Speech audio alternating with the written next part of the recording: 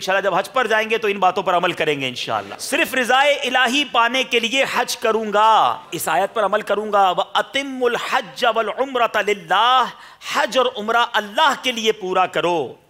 اسی طرح ایک اور نیت کرتے ہیں، حضور اکرم صلی اللہ تعالیٰ علیہ وسلم کی پیروی میں حج کروں گا، ماں باپ کی رضامندی لے لوں گا، مال حلال سے حج کروں گا. یہ بڑی اہم بات ہے، حج پر جانے والوں غور سے سنیے. مال حرام سے اگر کوئی حج کرتا ہے اس کے حج قبول ہونے کی امید نہیں، اگرچہ فرض اتر جائے گا.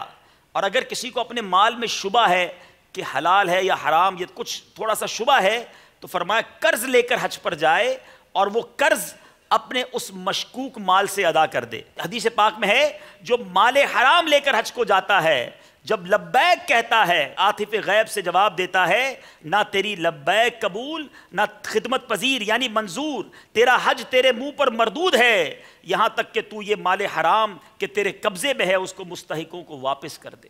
تو حرام کما کر نہیں، حلال توشہ لے کر حلال مال سے حج کو جانا ہے. پھر ایک اور نیت کرتے ہیں کہ سفر حج کی خریداریوں میں بھاؤ کم کروانے سے بچوں گا.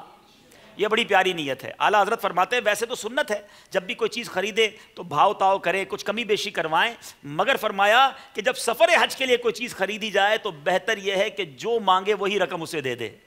یہ بھی گویا ایک مکے مدینے سے محبت ہے نا، کہ آپ اگر احرام خریدنے گئے ہیں، آپ چپل خریدنے گئے، اگر حج کے لیے سامان خرید رہے ہیں تو اب یہاں بہتر یہ کہ بھاؤ تاؤ نہ کرائے، جو قیمت بتائے اسی قیمت پر وہ خرید لے. تو انشاءاللہ یہ علماء لکھتے ہیں کہ یہ فتاوی رضویہ، اعلیٰ حضرت نے لکھا فتاوی رضویہ میں کہ یہ بہتر ہے.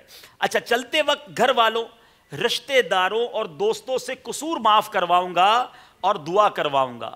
تو اگر واقعی پہلے تو غور کریں، کسی کا دل دکھایا ہے، کسی کا کوئی حق آتا ہے تو پہلے اس کا حق ادا کریں، اس کی معافی تلافی کریں، ورنہ ویسے بھی گھر والوں سے معافی تلافی قصور معاف کروا کر جائیں، دعائیں کروا کر جائیں.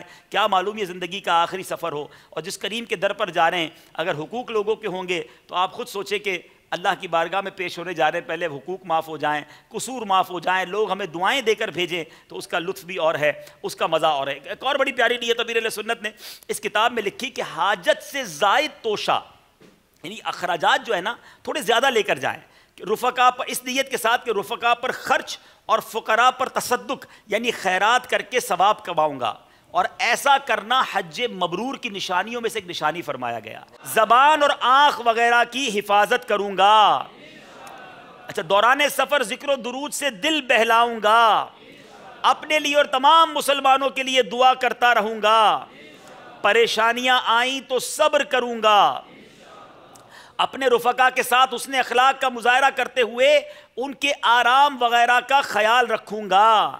غصے سے بچوں گا. یہ بڑا اہم مدنی پھول ہے، چونکہ سفر پر پہلے گئے نہیں ہوتے، اپنے گھر سے دور رہے نہیں ہوتے، مختلف قسم کی قوموں کے لوگوں کے ساتھ رہنا پڑتا ہے. اب مزاج کے خلاف بات ہو جائے تو حاجی کو غصہ آ جاتا ہے. بڑی پیاری نیت، سبحان اللہ. سعادت سمجھتے ہوئے بنیت ثواب مدینہ منورہ کی زیارت کروں گا.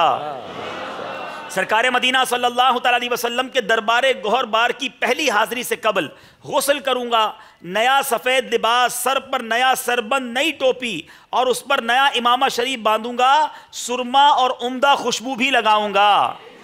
نیت کرتے نا انشاءاللہ جب مدینہ جائیں گے تو سبحان اللہ آقا کی بارگاہ میں اس طرح حاضر ہوں گے. سبحان اللہ. صلو علی الحبیب صلی اللہ تعالی علی محمد. مجھے اپنی اور ساری دنیا کے لوگوں کی اصلاح کی کوشش کرنی ہے.